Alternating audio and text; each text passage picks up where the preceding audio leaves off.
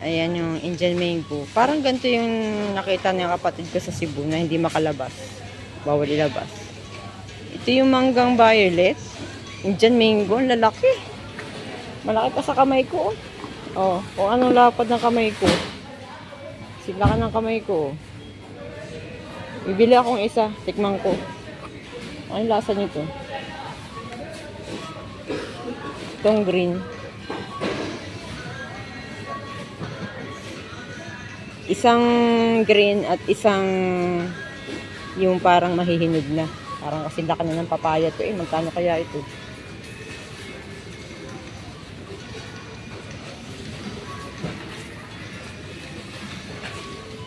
Anong tatakot? Saan kaya ito tinanim?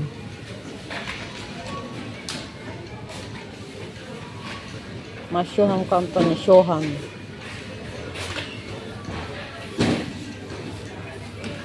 Bye.